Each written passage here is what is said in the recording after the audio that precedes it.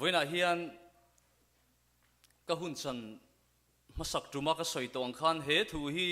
soi tuma in bua sai kani lain tul zok na wangin sarmon kan thak thu kha kan soi to a ti chuan voina hian ko ran pasari te thupuan bu atang hian toite in kan zirdon ani enge heng ko ran pasari te ne na tang hian voina hian ke ni hian zirlai kan zir chuat heng ti kha lo ngai tu ta ila rozi kha zai thiam deuh nge ni chin khan mutluk in ring deuh hi kan om ngal ti towa chuwan chuanin hanin ti har shramila helai tanga hanin kai tho hi chu ain thla hunom ve thina chuwan chuanin voina hian hun rei ka man don lo wangin uluk taka mi ngai thak sak turin kan som sa cheu ani pathian tu thiang lim kan chiar non lenge thubuan bung ni chang nga chuti chuan itluk san tak chu hreng la simin atira ithil ti te khatilero chuti lo chuan I hena kalo kalanga isim lo zongin I khon var da na kha amunata ka sonang lalpana thu malsom ro se amen nichina bible chang chiar tuina a chiar tak angkhan thubuan bu poimo zia kini 7th Adventist te chuan kan chianga mitam tak ten an nola zir tina po an tin lawani ti te kan hria a amai ro chu apoimo zia Isu Krista nge ina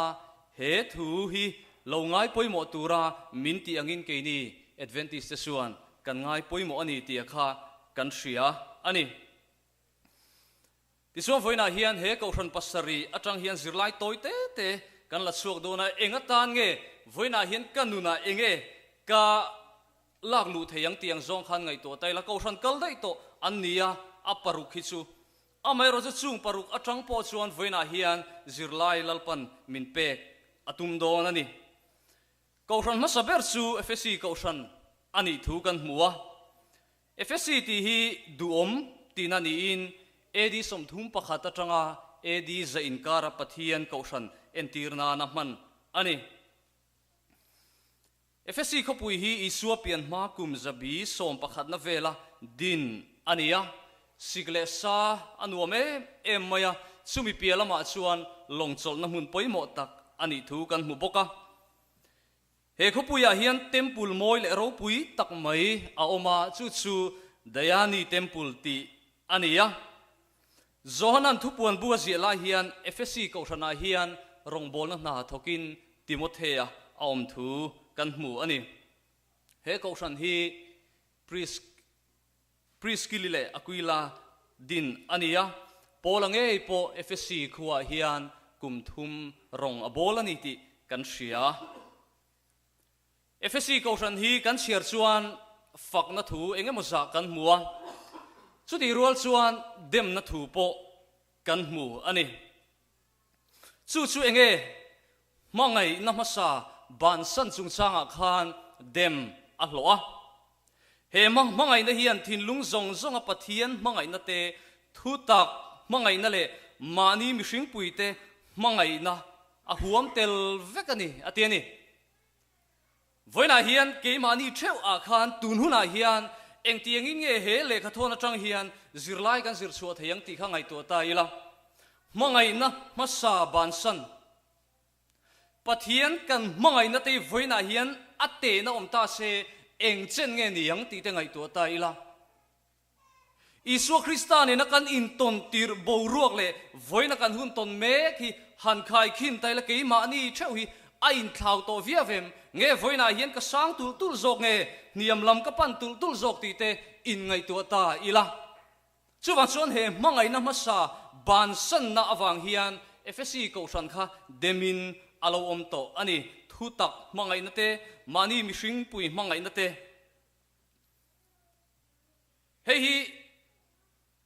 voina hian ti zong hian han ngai to ta ila kan nu pui te ne na kan in hriat tir lai te kan pasal te ne na kan in hriat tir lai te in ngai zong tura bo ruak kan siam cholai bo ruak te kha han ngai toilet mai te la kan vai hian a bo ruak kha anuam em mai ni mà sẽ khá bầu ruộng khá với na hiền cắn phẳng em tia rồi sẽ cái mà nia khan hắn zot tay la nụ pa cắn nia cắn chèn hoa em kiếm mà hi ngài này hi olem em mày à cắn thiền pa din tharami uchuan ati thina cắn nụ pui te po hi an rong bol lai te hi nung lama tang te hian va fiam turania ati va kuwa thua kila kan in ngai zon tir lai ang mai khan kan nupui te fiam fo turani ati kha anina cho kan ai tumin asoya apoi mo viewing ka ria chu tiang deu chuan kan in nei to lon ti awang ringota engkim mai ngai kal pui ang kha nilovin he kan mi hring pui te kan mangai na ke mani in kar thewa po hian ma na kan in ton tirte helai america kan in mu tira kan lim ziate kan in mangai tlan ziate kha ngai to taila ma se kum tam alo ve nu chuan chu mangai na chu adaem ti te ngai to ila chu ma chuan chung zong kan ban san ta ka chu kan lo mang hil le kan lo ngai poi mo tok to lo chu voina hian fsc ko ran kal tlang hian tran la thar le ru tin min so mani hei apoi mo khopin ka ria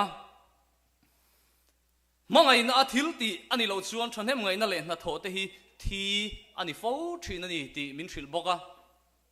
ko thana hian ke ma ni to ka chuan kan savai mai hian thanem kan ngai vek ome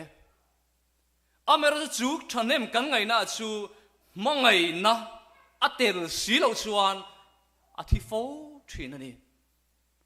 chuwan chuan kan thanem ngai na ate po chu mangai na wang ni ta sela helaya thanem ngai taka thei top chu rong kan bol na chan te po chu kan na tho eng kim mai hi mangai na wang ni sela chu chuan ra duam zok a chu don ani ti helaya hian min zir tira chuwan som foina hian kan thil ti eng kim mai ko thana rong kan bol na le thanem kan ngai na te na kan tho na le tha kan tho na zong hi krista mangai na atanga lo chuak ani theina turin voina hian krista ne na kan thluk lu thar le apoi mo hle ani mangai namasa an lo ban san to chu eng tin nge an nei let leng tin isu krista hian zohana kal tlangin ko hran ten he na chuan thuron apea trong kam moi tak mai pathum amanga chuta chuan enge shereng la tile simla tile ro ti ani tlat mai ni kan christian nun shim hi ipian narama kir le ro ti hi kan soi fo thina chu wa so isu krista ne na kan lo in nei to na isu krista ne na kan lo in ton to na bo ruwa ka khan kan kir fo lo chuan kan ni tinuna hian kan zuaya kan rowa kan chau fo thin ani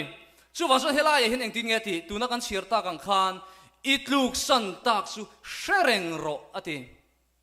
voina hian enge kan tluk san tak han ngai to chin teng u isu krista ne na kan in ton laya kan in ton tira kan lim zia te nuam kan ti thin zia te pathian chi bai buk kan thak lel zia te kha han ngai to taila voina hian helai muna kan local khom hian pathian chi bai buk le amma fak chak na thin lung nen nge kan locala shuai tu kan ni na zo na tangin rong bol tu kan ni na zo na tangin adventist member kan ni ve mai wanga bi he biakin hi voina hian kan pan ti hi kan in zo apoimo ani achan berachu enge amma fakchaka ama choi moi chaka athu manga in pol khom chak na ne na he chi bai buk na hian kal khom kan ni thina ni chuan kan in khom apiang hian hlok na duom tak pathian zara kan chang sel don ani chuwang chuan itluk san ta kha shereng ro karma sa puitling sabas school kan zirna chung ka soi towa ko ran shuai tu sabas school zirlai zir ngai lo kan ni chuan eng ting nge kan beram ten hena so kan pe kang so pek tur kan nei lo so thing ma na mi kha so thing chu tu man kan ei du lo Isu Krista ne na kan in ton tira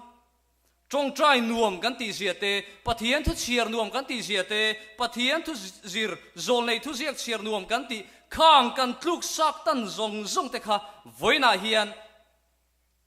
shereng la tran la thar le ro tin voina lalpan nang le ke hi min soma min aw ani thei top chua kan tharau lam nun mangai namasa kan lo ban san to kan nei le theina tur ta na thuron min pek shereng la sim tur tam tak voina hian nang le ke hian kan nei chu wan chu kan lo ti thin to chu kan ti le angai ani trong trai war tak thin khan trong trai kan war le angai pathian thu zir nuam ti tak khan pathian thu zir kan war le angai chu tiang je chon ma na sabat school zir lai thul ngai mi lawa zir thin po khan voina tang chuan kan zir le angai chu tiang zong zong chu bul tan thar le turin voina hian lalpan nang le ke hi min kova ti chon helai hian afak na pakhat moi em mai chu Nicola zirtirna FSC ko ran hian an huat thu kan hmuwa chu ta chuan ko ran kha Isu Krista po khan afak ani chu Nicola zirtirna chu enge kan ti chuan Mizoram a chuan TMEF kan ti ang chi ho zirtirna kha ania he ka ti sathil ti hian eng ma ka chandam na khoi poilo eng po ti la he ka chandam na hi a khoi poi phalo re reng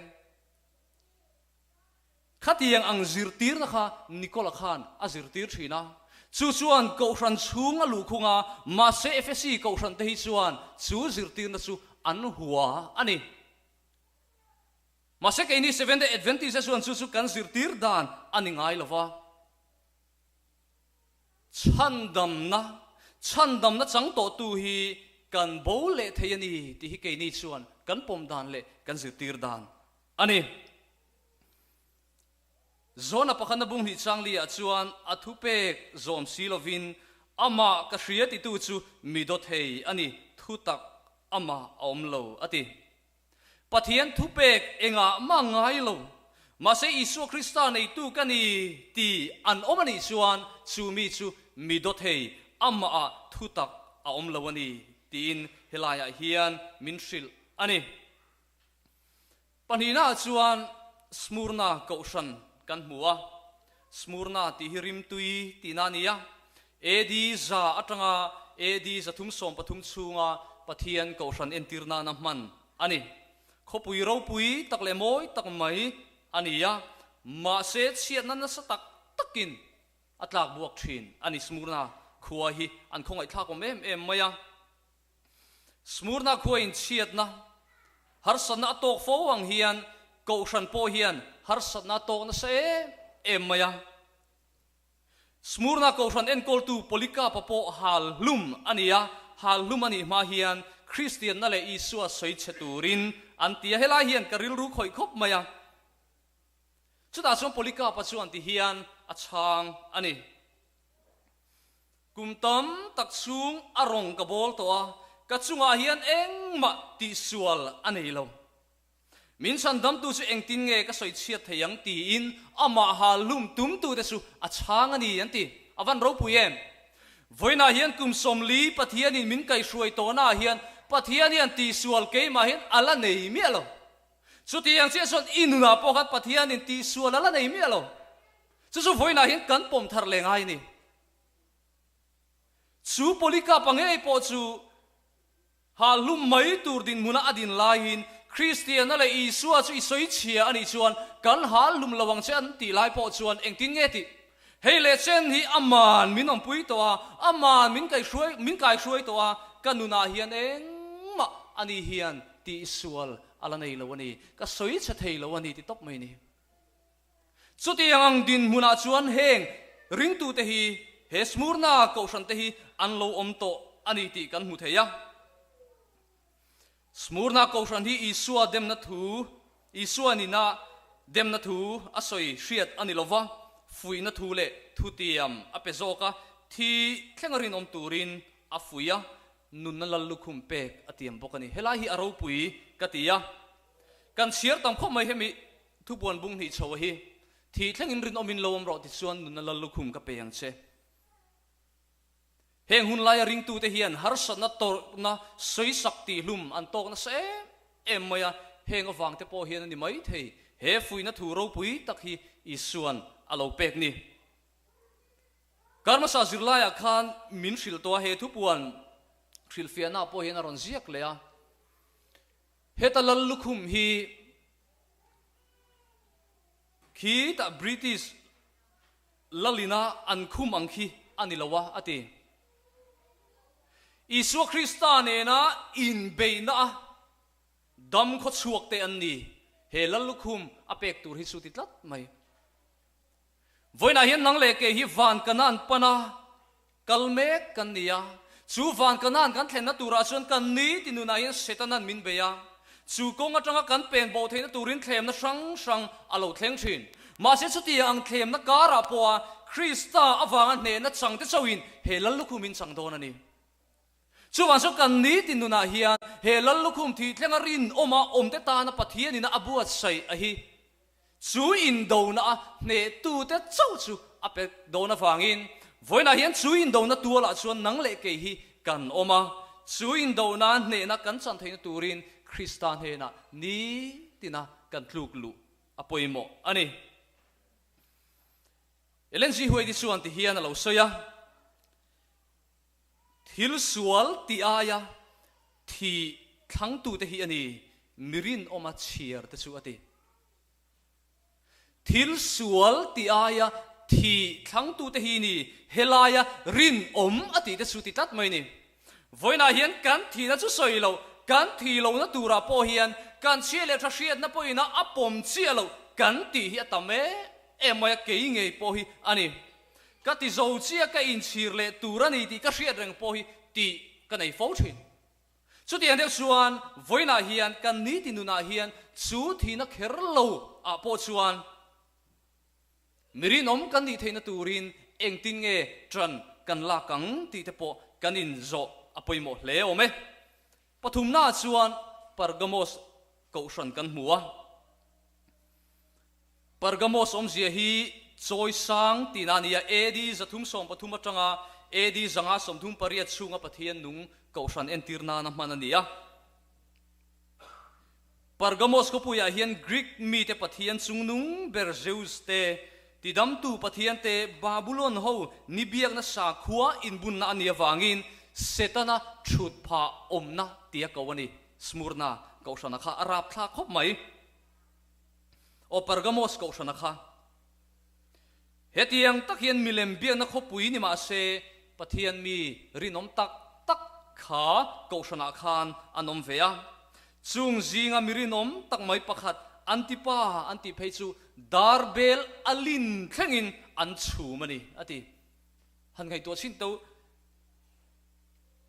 thil sa kan khoi thil ling pon ni lo bel sa kan khoi lek pon na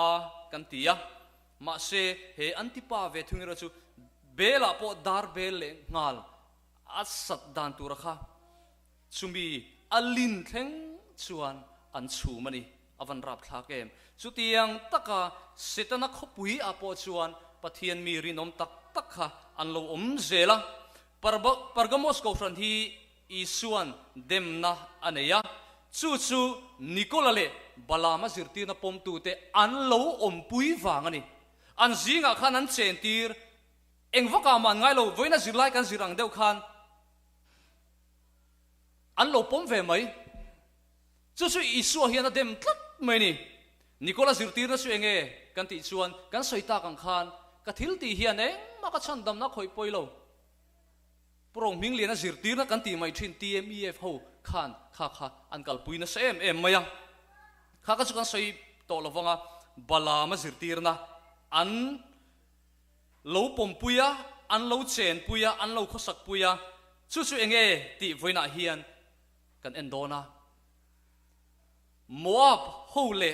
Israel fate an in nei polna tur khan he balama hian zirtirna apetlat mai ni chu a hoem em maya karlova an sa khua in baal sa khua chu an tui pui ta zo kan ti po kan mu thei boka chu tiang che chuan rom lal Constantine le at thui suaite Christian anin pe khan Christian ko shan ati buaya rin na ati kholova chiat na tam tak at henani ti voina po kan zirvek to kha tuna chuan asangin kan omta ma se khovela voina hian hei soinon le ka duwa toite in sabas kula han ka soitoa khovela ram nuam ber hausa ber zalen ber poti la kan soi sual lawang mimal nun ngai hlut ber na rama kan om meka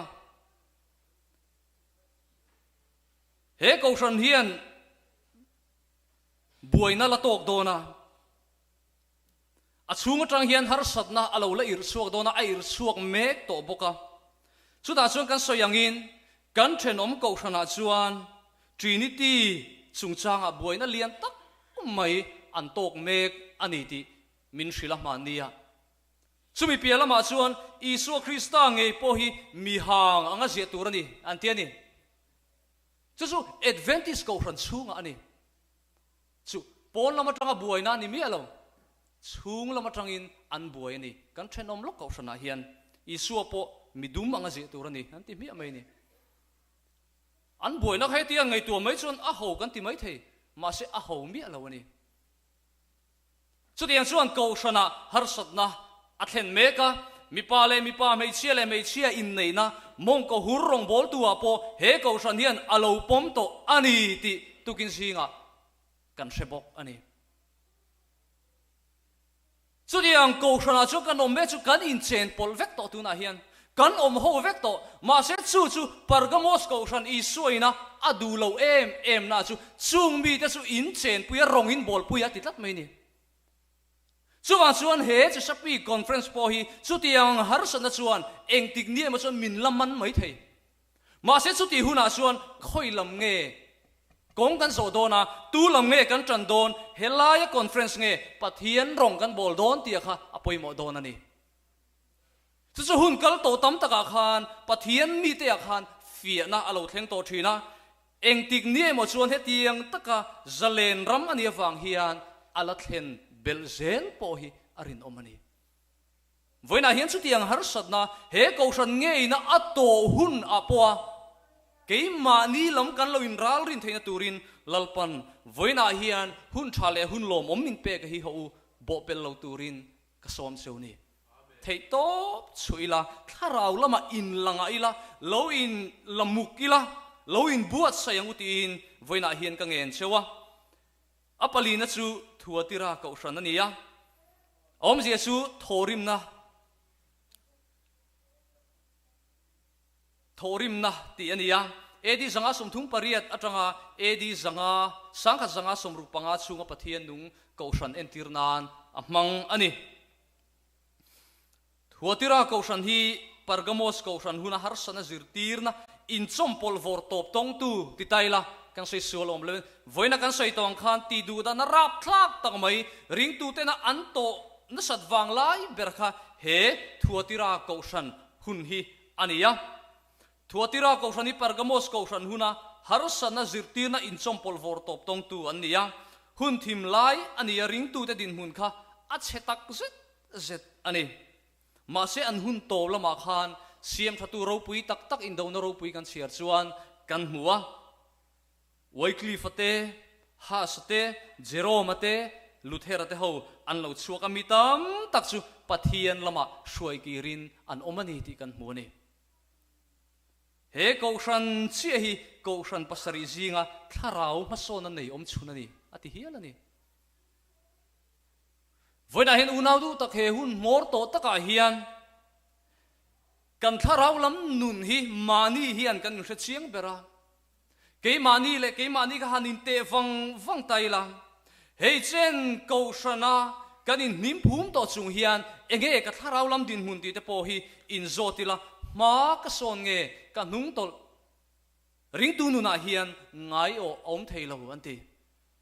ngai o nia kanin hriat chuan kan nung tol me ani chuan son voina hian ma son turin cậu sân hô te kan in buat say ngay ya thua tira cậu sân hun nami te kha an không ai thắc om em ati du da na thi na tam tak atlenga khang hun sung khan mi mak ta duai tam takin Krista awangin an nun an hlana voina hian nang le ke hian thi na po ka chunga lo thleng don po ni sela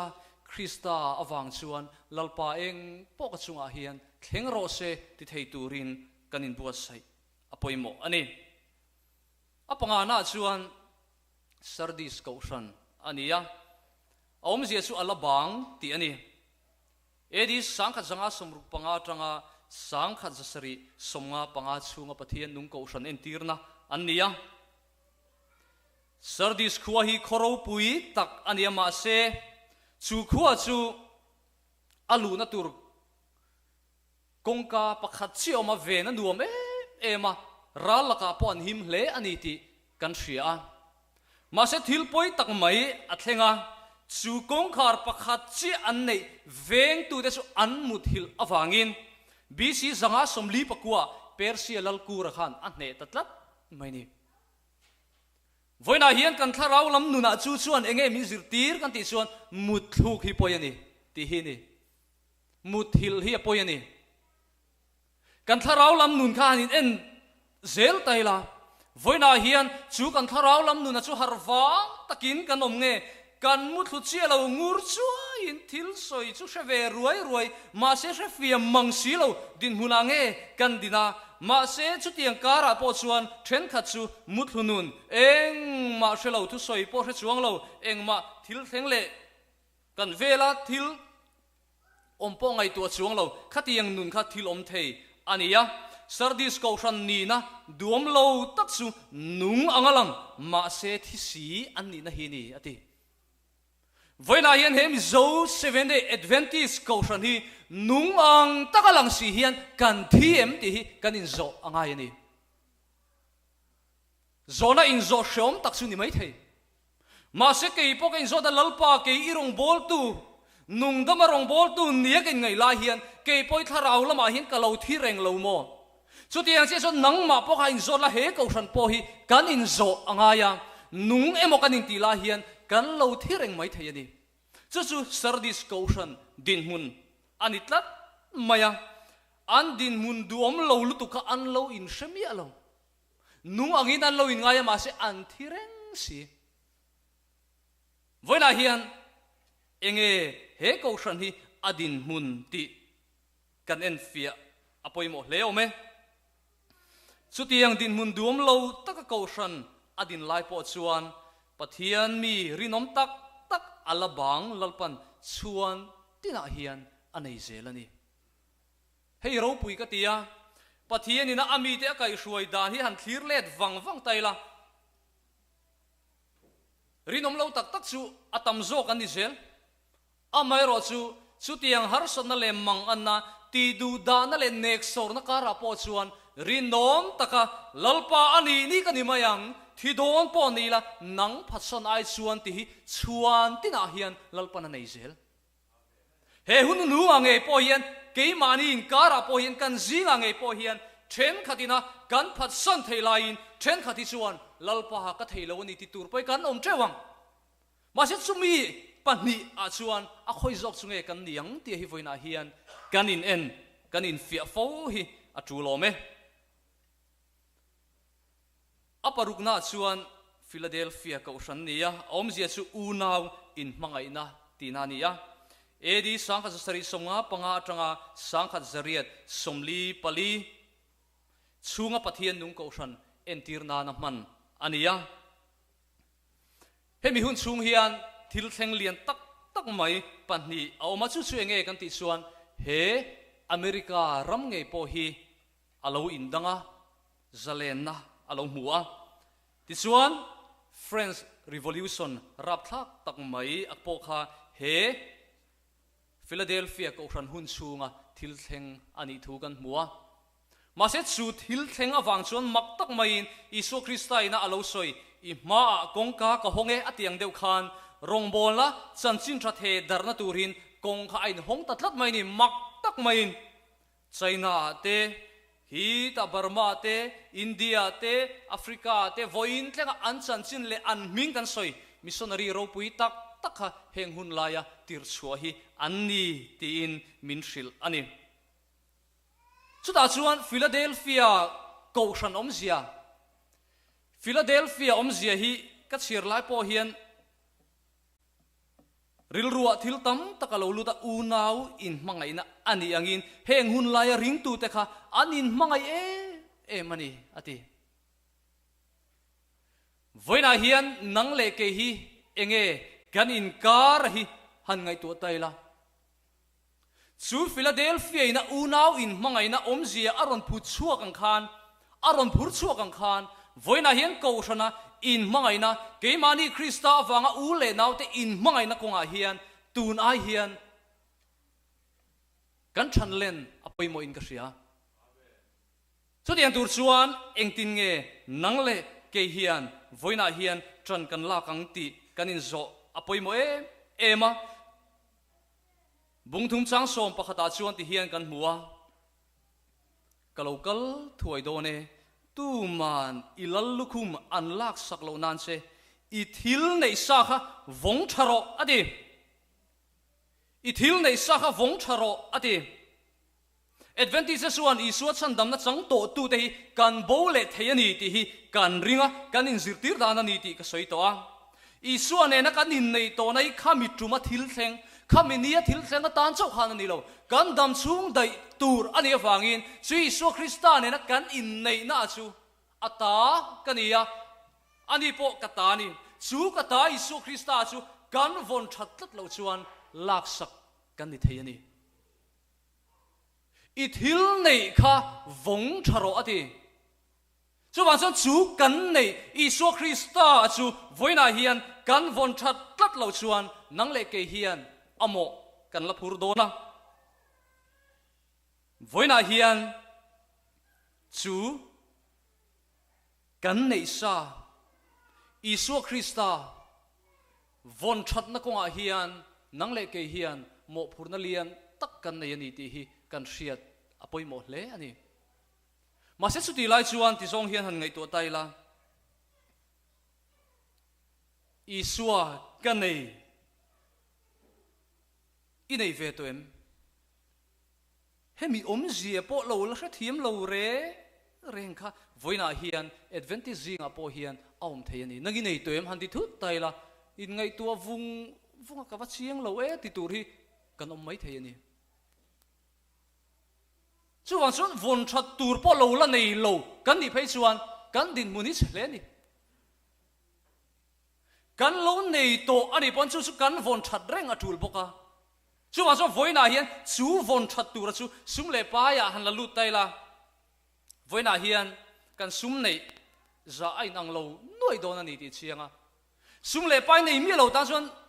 i sum le pai vong tharo vati ringo te la ma tan kha khan om zia nei lo chu wa so i thil nei sa hi vong tharo ati hian chu kan thil nei sa Isu Krista chu voina hian von tur kan lo nei si lo chuan kan din mun hi a chau hle do na ni chu wan so Isu Krista nang le ke hian voina hian kan nei to em ti te po kan in zo apoi mo le ani ole ato beratan leng ti harang o muthu kan om lo en kai har lok ole purem ni zain tu soila hang muthu mi lo nia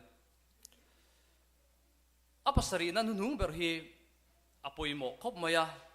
laudike kaushan om zia chu mi puite ro re la om ti ania edi sangka zaria somli pali tanga Isu Krista lo kal le thlek ani ta chumi huna chuan nang le ke hi tu na hian kanom mek ani laudike khuwa hi kho satak mai mun poi mo tak mai ania ami cheng te po ti hian ati an chapowin thei ve ni nen shria midang mamol lo ni in anin ngai ati he thu ka chiara kano ta ka sialu lai nge po hian ke nge poi Mizoram thingtlang ko sang sanga ka om ko lai nge he rama kom nuwa hian ke ma hian chapo nai alian zo kem ti te ka in zo ta số tiền sẽ chọn tùy ngô và iom lại nghe America iom nu hiền ít chập bầu rọc Burma kan om lai nge India kan om lai nge Mizoram kan om lai nge Heram kan om nu hiền kan chập bầu rọc hành rọc mấy chin tiếng u khá lâu đi cái câu chuyện đó anh này nung anh hậu sa chú anh hậu sa cái chú anh mà đi chập bầu nát lên tắt với na hiền he lâu đi cái câu chuyện trăng hiền enge zir chua tur kan nei tia kha hanin zot tai la cái mà ni à kan lak lu ngai helai pui moi em lum si lo vot si lo lum chang chang din mun helai hen aron soya chumi din mun pathum zinga din mun duom lo ber chu lum chang chang hi ni lum chang chang din mun ni aduom lo bera lum hian pathian ta na than hem ngai na về nó tắc cái entira vot hi lum chang chang ain adin mun hi la thazok achan chu king lo ni adin ria chak lo ni anin ria sual ni anin ria thil thazok an mania chuan be seina an la nei ani ati với na hiền chủ lúm mà chú thằng em ngày na lệ về na pathian mà ngày na nun à hiền ia vot po chú tiếng lâu lệ phèn lâu sual ni in ria bế say này nun anh ia à khôi dọc chú ngay nỉ lệ mà sẽ chú đi lại cả chuan lúm chẳng chẳng ông về lệ à mà ni na lệ chân vô lung oi na u nào tụ tak với na hiền pastor cái này này cái lung oi puem với na hiền elder này nó hay lung oi puem với na hiền deaconess này nó hay lung oi puem women ministry rong bol tu suai tu ni vàng han ni lung oi em thalai suai tu ni vàng han lung oi ring có tem idu i lei the idu ei the vàng han lung oi ring có tem he ram ro pui per hai in le loi nei vàng han lung oi ring có tem chu lum chang chang ani pathian ina aka ata achak chuatur a huat bernun khan itlat mai ni hangai to sin teu he ram in thlen tir kha hangai to le taula ke ni chu pathian khongai na zara har sana kan tok lo kanon thlen tir atangin hlo kan nei ma se nang ni chu in ni lawani har sa takin eiro in ro ti changa in om kha arei ve ni khang lai nun khange mania company po ran thei din huna in din nu hian in din hun kha han khai khin sin teu khang lai ka chon in ngai tlom tak in pha nuai tak in ni mai thei voina hin chapo ta ka tin han ni chuang lo ma se kan din huna lo that hian chu chapo na chu keng tel ka tin ha ni chú số ăn lẩu ôm em mày à mà nín na lung oi chung mi đó chú pathianin akata achak chu tur ten đi arab thak ho mai unau du tak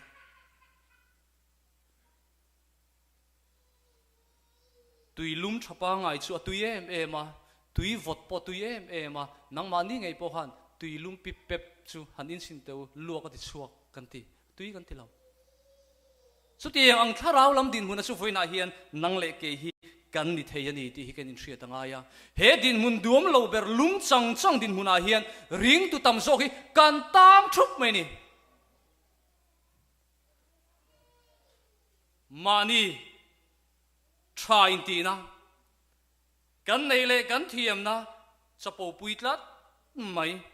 eng matlak cham nei lo nia in thriat na ram hi pathianina adu lo achak chu turte ania testimonies volume pasarina phek za som ko pakua chon ti hian alo soya sualna be sei bo lek le ti dam thei lo lek chu ngai dan chapo le mani indu tok na hi ni ati ngai dan chapo so tiang chu kan nom em voina hian ngai dan thaber nia in thriat na dig ber nia in thriat na midang te chu dig lo riama thriat na ngai dan chapo hi ngai dam thei lo lek be sei bo lek ani thu kan zol nei chuan min thrila hei hi than len na tur konga ding than len na dal tu ni ti tok mai ni he ko than len na tur tan hian enge voina hian nang le ke hi dal tu kan ni theyem he zol nei thu zia ka hi keima irom chuak ani mi alo nia ngai dan chapo ati mania kha ka su lo thil fiam ma yang u chu tiang chuan ma so na tur kong adalani ati kan zol nei chuan voina hian he lodike ko shan atang hian keima ni huna hian zir tur kan van nei nga em pathian nga ya chuan mani indu tok na le chapo na thluka sual huat thala lo unau du tak mani indu tok na theive riaw in hriat na midang aya tling zok nia in hriat na chu aya pathian ngaya sual huat thala hi a lo ani ati to mai ni sual zong zinga be sei bo berle ti dam har berani ti chapona unau du tak laudike ko shan din muna chu chapona ni tlat chuwa so voina hian nang le ke hi chu chapona tlang atang chuan chuk kan har sat em a kan chuk le thei to lawa chuwa so pathian ne na lalpa keima engmani mang silo hi mi pakhat po chan dam thei silo chapo ve em renga hi min nuk niam ro tia pathian ne na hian kan tluk lunga yani chapo na nen vanram kan lu don lo a thei lo chapo chu van atanga no chuan nia ke ni chapo hi vanram a hin kan lut ngai don to lo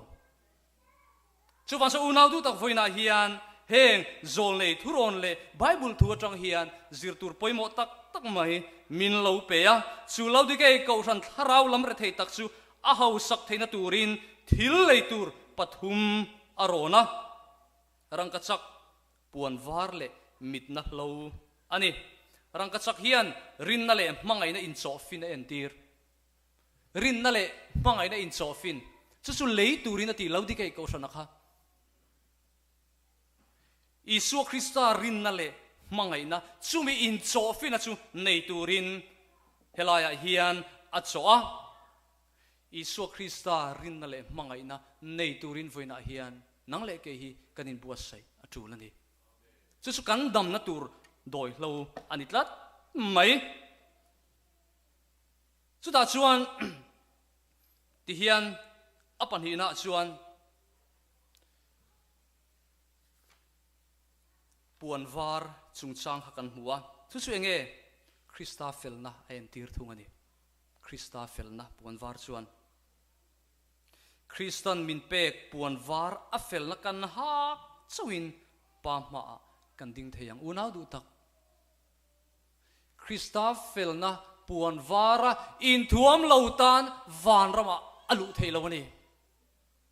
Krista cho hi van ram kan lu theina kong om chuna ni wangin voina hian chu lo di ke ko ran hena chuan Isu Krista chuan eng thu change min pek amma a in thuama a felna in thuam turhin voina hian nang le ke hi min bo saya du ni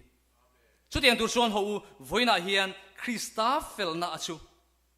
keima ni a hian kan lak lu apoi mo ti chuan pathum na chuan enge mit na lo ati chu enge kan ti chuan tharau thiang lim na tho a en tira tharau thiang lim chuan digle diglo thale thalo hriat ran theina min pe a fel le tha kan ngai tak mai hi kan midel na chuni in kan ni na mu chiang turin mit na lo tharau thiang lim chu kan mamo ta ni ani na taka chuan ma ni na hi in hriat har khop maya chumi pia lama kan fa te a po hian